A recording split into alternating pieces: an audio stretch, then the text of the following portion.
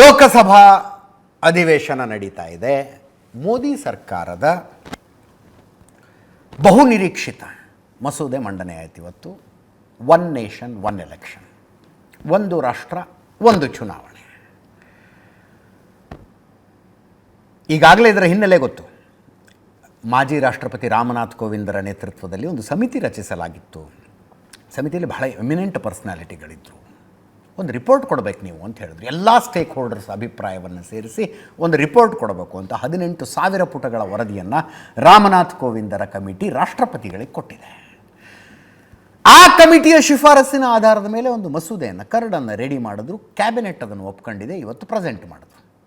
Present ಮಾಡಿದರೆ ಬಿದ್ದೋಯ್ತಾ, pass ಆಯ್ತಾ? ಇಲ್ಲ. ಇದನ್ನು ಇವತ್ತು ಮತಕ್ಕೆ ಹಾಕುವ ಉದ್ದೇಶ ಸರ್ಕಾರಕ್ಕಿರಲಿಲ್ಲ. ಮತಕ್ಕೆ ಅಂದರೆ ಇದು JPCಗೆ, ಜಾಯಿಂಟ್ ಪಾರ್ಲಿಮೆಂಟ್ರಿ ಕಮಿಟಿಗೆ ಹೋಗಬೇಕು ಅನ್ನೋದು ಪ್ರಧಾನಮಂತ್ರಿಗಳ ಬಯಕೆ ಅನ್ನೋದನ್ನು ಗೃಹ ಸಚಿವರು ಹೇಳಿದ್ರು. ಮಂಡನೆ ಮಾಡಿದ್ದು ಮೇಘವಾಲ್ ಅವರು, ಕಾನೂನು ಸಚಿವರು. ಆ ನಂತರ ಹೋಮ್ ಮಿನಿಸ್ಟರ್ ಹೇಳಿದ್ರು, ಪ್ರಧಾನಮಂತ್ರಿಗಳು ಹೇಳಿದ್ದಾರೆ ಇದು JPCಲಿ ಡಿಸ್ಕಷನ್ ಆಗಬೇಕು, ಏನೇನು ಚರ್ಚೆ ಆಗಬೇಕಿದೆಯೋ ಆಗಿಬಿಡಲಿ ಅಂತ.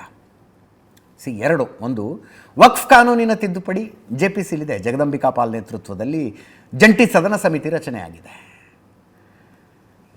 ಜಂಟಿ ಸದನ ಸಮಿತಿ ದೇಶದಾದ್ಯಂತ ಅಭಿಪ್ರಾಯ ಸಂಗ್ರಹ, ಎಲ್ಲ ಸ್ಟೇಕ್ ಹೋಲ್ಡರ್ಸ್ ಮಾತಾಡಿಸೋದು ಎಲ್ಲ ಮಾಡಿದೆ. ಅದೇ ರೀತಿಯಲ್ಲಿ ಇದಕ್ಕೂ ಆಗಬೇಕು ಅಂತ ಪ್ರಧಾನಮಂತ್ರಿಗಳ ಬಯಕೆ ಅಂತ ಗೃಹ ಸಚಿವರು ಹೇಳಿದ್ರು. ಅರ್ಜುನ್ ಮೇಘವಾಲ್ರು ಮಸೂದೆ ಮಂಡಿಸಿದ್ದು, ಅದಕ್ಕೆ ಗೃಹ ಸಚಿವರು ಮಾತಾಡಿದ್ದು. ಕಾಂಗ್ರೆಸ್ ಕಡೆಯಿಂದನೂ ಒಬ್ಬರು ಮಾತಾಡಿದ್ದಾರೆ, ಗೌರವ್ ಗೊಗೊಯ್, ಕಾಂಗ್ರೆಸ್ ಸಂಸದ. ಕೇಳಿಸ್ಕೊಳ್ಳಿ ಒಮ್ಮೆ.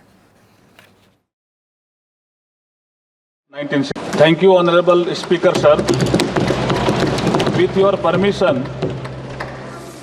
I beg to move for leave to introduce the Constitution 129th Amendment Bill 2024, further to amend the Constitution of India. ये आइटम नंबर 18 में है और आइटम नंबर 19 में जैसे आपने कहा, Honorable Speaker, sir, with your permission, I wish to move for leave to introduce the Union Territories Laws Amendment Bills 2024, further to amend the Government of Union Territories Act 1963, the Government of National Capital Territory of Delhi Act 1991, and the Jammu and Kashmir Reorganization Act 2019. ये मैं आपकी अनुमति से आपसे leave मांग रहा हूँ. Thank you sir. Thank you. जब ये संविधान सुधार का विधेयक, संवैधानिक संशोधन जब कैबिनेट में चर्चा में आया, तब प्रधानमंत्री जी ने स्वयं मंशा व्यक्त करी थी कि इसको JPC को देना चाहिए. इस पर विस्तृत चर्चा सभी स्तर पर होनी चाहिए. इसलिए मुझे लगता है कि इसमें सदन का ज्यादा समय जाया करे बगैर, अगर मंत्री जी कहते हैं कि इसको JPC को सौंपने के लिए वो तैयार है, तो JPC में सारी चर्चा होगी और जब JPC के रिपोर्ट के आधार पर कैबिनेट इसको पारित करेगी तब भी फिर से चर्चा होनी है. तो मैं मानता हूं कि माननीय मंत्री जी अगर JPC में रखने की इच्छा व्यक्त करते हैं तो यहीं पर एक चीज समाप्त हो जाएगी. जब नागरिकों के वोट देने के जो उनकी संवैधानिक अधिकार है उस पर आक्रमण है और इसका हम पुरजोर विरोध करते हैं. विरोध का आधार ये है कि इस सबसे पहले 82(5) में चुनाव आयोग को जो यहाँ पे ताकत दी गई है कि चुनाव आयोग आज राष्ट्रपति को अपना एक निर्णय दे सकते हैं कि कब निर्वाचन हो सकता है. ये कभी भी इससे पहले चुनाव आयोग की ऐसी ताकत भारत के संविधान के निर्माताओं ने नहीं बनाया है. ಎಲೆಕ್ಷನ್ ಕಮಿಷನ್ಗೆ ಜಾಸ್ತಿ ಅಧಿಕಾರ ಕೊಡ್ತಾ ಇದ್ದೀರಿ ಅಂತ ಹೇಳ್ತಾ ಇದ್ದಾರೆ ಅವರು. ಇಟ್ ದಿವಸ ಕಿತ್ಕತ್ತೀರಿ ಅಂತ ಹೇಳ್ತಾ ಇದ್ರು. Basically one nation one election ಅಂದರೆ ಏನು? ಇಡೀ ವರ್ಷ ದೇಶದ ತುಂಬ ಒಂದಲ್ಲ ಒಂದು ಕಡೆ ಒಂದಲ್ಲ ಒಂದು ಎಲೆಕ್ಷನ್ ನಡೀತಾನೆ ಇರ್ತವೆ. ಒಂದಲ್ಲ ಒಂದು ನೀತಿ ಸಂಹಿತೆ, ಚುನಾವಣಾ ನೀತಿ ಸಂಹಿತೆ ಜಾರಿಯಲ್ಲಿರುತ್ತೆ. 5 ವರ್ಷಕ್ಕೊಮ್ಮೆ ಲೋಕಸಭಾ ಚುನಾವಣೆ, 5 ವರ್ಷ ಸರ್ಕಾರ ಇದ್ದರೆ. 2004ರಿಂದ ಕಂಟಿನ್ಯೂಸ್ ಆಗಿ 5 ವರ್ಷದ ಸರ್ಕಾರ ನೋಡ್ತಾ ಇದ್ದೀವಿ ನಾವು. ಮಧ್ಯದೆಲ್ಲ ಕತೆ ಗೊತ್ತಿದೆ ನಿಮಗೆ. 5 ವರ್ಷಕ್ಕೊಮ್ಮೆ ಲೋಕಸಭಾ ಚುನಾವಣೆ, 5 ವರ್ಷಕ್ಕೊಮ್ಮೆ ವಿಧಾನಸಭಾ ಚುನಾವಣೆಗಳು. ಯಾವ್ಯಾವ ರಾಜ್ಯದ ಯಾವಾಗ ಬರುತ್ತೋ ಪ್ರಧಾನಮಂತ್ರಿಗಳು ಪ್ರಚಾರಕ್ಕೆ, ವಿಪಕ್ಷ ನಾಯಕರು ಪ್ರಚಾರಕ್ಕೆ. ಆ ಮಧ್ಯದಲ್ಲಿ ಜಿಲ್ಲಾ ಪಂಚಾಯತಿ, ತಾಲೂಕ್ ಪಂಚಾಯತಿ, ಗ್ರಾಮ ಪಂಚಾಯತಿ, ಮಹಾನಗರ ಪಾಲಿಕೆ, ನಗರ ಪಾಲಿಕೆ, ಪಟ್ಟಣ ಪಂಚಾಯತಿ, ಒಂದಲ್ಲ ಒಂದು ಕಡೆ ಎಲೆಕ್ಷನ್ನು.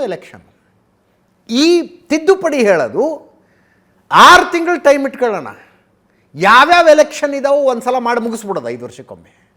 ಆ ನಂತರ 4.5 ವರ್ಷ ಉಳಿದಿದ್ದೆಲ್ಲ ಪಕ್ಕಕ್ಕಿಟ್ಟು ಆಡಳಿತ ಅಭಿವೃದ್ಧಿಯ ಕಡೆ ಗಮನ ಕೊಡೋಣ ಅಂತ ಈ ಮಸೂದೆಯ ಆಶಯ ಈ ಮಸೂದೆಯದ್ದು. ಆವಾಗ ಪ್ರಶ್ನೆಗಳು ಬರ್ತವೆ, ಹೌದಪ್ಪ ಅಕಸ್ಮಾತ್ ಮಧ್ಯದಲ್ಲಿ ಸರ್ಕಾರ ಬಿದ್ದು ಹೋಗ್ಬಿಟ್ರೆ, 5 ವರ್ಷಕ್ಕಿಂತ ಮುಂಚೆ ಯಾವುದೋ ರಾಜ್ಯದಲ್ಲಿ ವಿಧಾನಸಭೆ ಅತಂತ್ರ ಸರ್ಕಾರ ಬಂದಿತ್ತು, ಯಾರೋ ವಾಪಸ್ ತಗೊಂಡ್ರು, ಬೆಂಬಲ ವಾಪಸ್ ತಗೊಂಡ್ರು, ಸರ್ಕಾರ ಬಿದ್ದು ಹೋಗ್ಬಿಡ್ತು, ಆವಾಗ ಎಲೆಕ್ಷನ್ ಮಾಡಬೇಕಲ್ಲ. ಶಿಫಾರಸ್ ಹೇಳೋದು ಒಂದು ಸರ್ಟನ್ ಅವಧಿ ಇಷ್ಟೇ ಅವಧಿ ಇದ್ದರೆ ರಾಷ್ಟ್ರಪತಿ ಆಡಳಿತ ನಡೀಲಿ 5 ವರ್ಷದ ಕಂಪ್ಲೀಟ್ ಆಗೋ ತನಕ, ಅಥವಾ ಮಧ್ಯಂತರ ಚುನಾವಣೆಗಳ ನಡೆದರೆ ಮತ್ತೆ ಅಸ್ತಿತ್ವಕ್ಕೆ ಬರುವ ಸರ್ಕಾರ 5 ವರ್ಷಕ್ಕೆ ಬರೋದಿಲ್ಲ, ಹಿಂದಿನ ಸರ್ಕಾರದ ಎಷ್ಟು ಟೈಮ್ ಉಳಿದಿತ್ತಲ್ಲ 5 ವರ್ಷದಲ್ಲಿ ಅಷ್ಟೇ ಟೈಮಿಗಿರಲಿ ಅಂತ. ಈ ರೀತಿಯ ಅನೇಕ ಶಿಫಾರಸುಗಳಿದ್ದಾವೆ. ಏನೋ ರಿಸೋರ್ಸಸ್ ಉಳಿತಾಯ ಆಗುತ್ತೆ, ಅದು ಇದು ಕೆಲವು ತಜ್ಞರು ಹೇಳೋದನ್ನು ಕೇಳಿದೆ ನಾನು. GDP 1.5% ಜಾಸ್ತಿ ಆಗುತ್ತೆ ಅಂತ, ಅಂದರೆ ತುಂಬ ದೊಡ್ಡದಾಯ್ತದೆ, ನೀವು ಅಷ್ಟೆಲ್ಲ ಆಗುತ್ತೆ ಅನ್ನುವಂಥದ್ದು ಒಟ್ಟಿನಲ್ಲಿ ಇದೆ. ಬಟ್ ವಿಪಕ್ಷಗಳದೊಂದು ಆತಂಕ, ಸಣ್ಣ ಸಣ್ಣ ಪಕ್ಷಗಳು ಮುಗಿದು ಹೋಗ್ಬಿಡ್ತವೆ. ಲೋಕಸಭಾ ಚುನಾವಣೆ ಯಾವುದೋ ಒಂದು ಹವಾದಲ್ಲಿ ನಡೀತಾ ಇರುತ್ತೆ, ಪುಲ್ವಾಮಾ ಅಟ್ಯಾಕು, ಸರ್ಜಿಕಲ್ ಸ್ಟ್ರೈಕು, ಯಾವುದೋ ಒಂದು ಹವಾದ ಮೇಲೆ ನಡೀತಾ ಇರುತ್ತೆ. ಬಟ್ ವಿಧಾನಸಭಾ ಚುನಾವಣೆಯಲ್ಲಿ ಚರ್ಚೆ ಆಗೋ ವಿಷಯಗಳು ಬೇರೆ, ಸ್ಥಳೀಯ ಸಂಸ್ಥೆಗಳಲ್ಲಿ ಚರ್ಚೆ ಆಗೋ ವಿಷಯಗಳು ಬೇರೆ. ಯಾವುದು ಲೋಕಸಭೆಯಲ್ಲಿ ಚುನಾವಣೆಯಲ್ಲಿ ಚರ್ಚೆ ಆಗುತ್ತೋ, ಯಾವ ಪಕ್ಷ ಮೇಲುಗೈ ಸಾಧಿಸಿದೆಯೋ ಅದೇ ವಿಧಾನಸಭೆಯಲ್ಲೂ, ಅದೇ ಪಟ್ಟಣ ಪಂಚಾಯತಿ, ಗ್ರಾಮ ಪಂಚಾಯತಿ, ತಾಲೂಕ್ ಪಂಚಾಯತಿಗಳಲ್ಲಿ ಬರ್ತಾ ಹೋಗ್ಬಿಟ್ರೆ ಸಣ್ಣ ಸಣ್ಣ ಪಕ್ಷಗಳ ಕಥೆ ಏನಾಗತ್ತೆ ಅನ್ನೋದು ವಿಪಕ್ಷಗಳ ಪ್ರಶ್ನೆ. ಇದೇ ನಿಜ, ಸದ್ಯಕ್ಕೆ BJP ಜನಪ್ರಿಯ, ಮೋದಿ ಜನಪ್ರಿಯ, ಕಾಲಚಕ್ರ ಹಿಂಗೆ ತಿರುಗುತ್ತಲ್ಲ, ಮುಂದೊಂದು ದಿವಸ ಕಾಂಗ್ರೆಸ್ಸು ಮೇಲೆ ಬರ್ಬೋದು, ಆಗ ಕಾಂಗ್ರೆಸ್ಸಿಗೆ ಲಾಭ ಆಗುತ್ತೆ. ರಾಷ್ಟ್ರೀಯ ಪಕ್ಷಗಳ ಪರವಾಗಿದೆ ಅಂತ ಕೆಲವು ಪ್ರಾದೇಶಿಕ ಪಕ್ಷಗಳದೊಂದು ಆರೋಪ ಇದೆ. ನೋಡೋಣ, ಈಗ JPC ರಚನೆ ಆಗಿದೆ ರೀ, ಅಂದರೆ ಇನ್ನೊಂದು ವರ್ಷ ಆಗಲ್ಲ ಇದು ಅಂತ. JPC ಒಂದು ರಿಪೋರ್ಟ್ ಕೊಡಬೇಕು, ಆ ರಿಪೋರ್ಟಿನ ಆಧಾರದ ಮೇಲೆ ಚರ್ಚೆಗಳಾಗಬೇಕು, ನಂತರ ಹಾಕಬೇಕು. ಮೆಜಾರಿಟಿಯಲ್ಲಿದೆ, ಇದರಲ್ಲಿ ಸಂವಿಧಾನ ತಿದ್ದುಪಡಿಗಳಿದ್ದಾವೆ, 2/3 ಬೇಕು ನಂಬರು.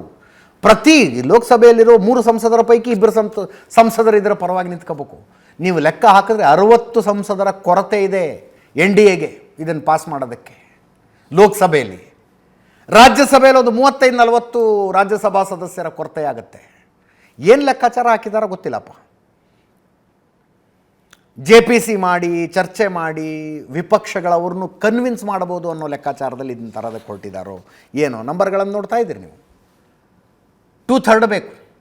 15 ರಾಜ್ಯದ ವಿಧಾನಸಭೆಗಳು ಇದನ್ನು ಒಪ್ಕೋಬೇಕು, 14 ರಾಜ್ಯದ ವಿಧಾನಸಭೆಗಳು ಇದನ್ನು ಒಪ್ಕೋಬೇಕು, ಕರೆಕ್ಟ್ ಇದೆ ಇದನ್ನು ಮಾಡಿ ಅಂತ. ಆವಾಗಿದ್ದು ಇದು ಸಾಧ್ಯ ಆಗೋದು. ಅದಾದ ಮೇಲೆ ಜನಗಣತಿಯ ಆಧಾರದ ಮೇಲೆ ಕ್ಷೇತ್ರ ಮರು ವಿಂಗಡಣೆ ಎಲ್ಲ ಆದಮೇಲೆ 1 ನೇಷನ್ 1 ಎಲೆಕ್ಷನ್ ಬರೋದು. ಬಟ್ ದೇಶದಾದ್ಯಂತ ಚರ್ಚೆ ಅಂತೂ ಆಗಬೇಕು. ಪ್ರಾಸ್ ಆ್ಯಂಡ್ ಕಾನ್ಸ್ ಏನಿದ್ದಾವೆ ಚರ್ಚೆ ಆಗಬೇಕು. ಈಗ ವಕ್ಫ್ ತಿದ್ದುಪಡಿ ಗೊತ್ತಿಲ್ಲ ಎಷ್ಟರ ಮಟ್ಟಿಗೆ ಜನಸಾಮಾನ್ಯರ ತಲೆಗೆ ಹೋಯ್ತು ಅದು. ವಕ್ಫ್ ಆ್ಯಕ್ಟ್ ಅಂದ್ರೇನು, ವಕ್ಫ್ಗೆ ಇದ್ದಂಥ ಅಧಿಕಾರಗಳು ಏನು, ಯಾರು ಕೊಟ್ಟರು ಆ ಅಧಿಕಾರಗಳನ್ನು, ಆ ಅಧಿಕಾರಗಳು ಇನ್ನು ಮುಂದೆನೂ ಇರಬೇಕಾ ಇರಬಾರ್ದಾ, ಅದನ್ನು ಕರ್ಟೇಲ್ ಮಾಡೋದು ಹೆಂಗೆ, ಎಲ್ಲವೂ ಚರ್ಚೆ ಆಗಿದೆ. ಎಷ್ಟು ಜನರ ತಲೆಗೆ ಹೋಗಿದೆಯೋ ಗೊತ್ತಿಲ್ಲ. ಬಟ್ JPC ಆಗಿದ್ದರಿಂದ ಅದು ಸಾಧ್ಯ ಆಯಿತು. ಸುಮ್ಮನೆ ಅಧಿವೇಶನದಲ್ಲಿ ಅವ್ರು ಯಾರೋ ಕೂಗ್ತಿರ್ತಾರೆ, ಇವ್ರು ಯಾರೋ ಕೂಗ್ತಿರ್ತಾರೆ, ಅದರ ಮಧ್ಯದಲ್ಲಿ ಪಾಸ್ ಆಯಿತು, ಹಂಗಾಗೋದಕ್ಕಿಂತ ಈ ರೀತಿಯಾಗಿ ಚರ್ಚೆ ಆಗೋದು ಒಳ್ಳೆಯದು. ಚರ್ಚೆ ಆಗುತ್ತಾ ನೋಡೋಣ, ಇದೆಷ್ಟರ ಮಟ್ಟಿಗೆ ಏನೋ ಒಂದು ಪಾಸಿಟಿವ್ ಚರ್ಚೆ ಆಗಿ ಪಾಸಿಟಿವ್ ರಿಸಲ್ಟ್ ಬರುತ್ತೋ ಗೊತ್ತಿಲ್ಲ. Let us wait and watch. ಇದರೊಂದಿಗೆ ಇವತ್ತಿನ ನ್ಯೂಸ್ ಅವರು ಮುಗಿಸ್ತಾ ಇದ್ದೀನಿ. ನೇರ ದಿಟ್ಟ ನಿರಂತರ ಸುದ್ದಿಗಾಗಿ ನೋಡ್ತಾ ಇರಿ ಏಷ್ಯಾನೆಟ್ ಸುವರ್ಣ ನ್ಯೂಸ್.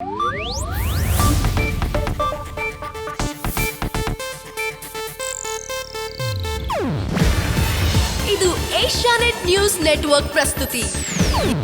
ನೀವು ನೋಡ್ತಿದ್ದೀರಾ ಏಷ್ಯಾನೆಟ್ ಸುವರ್ಣ ನ್ಯೂಸ್.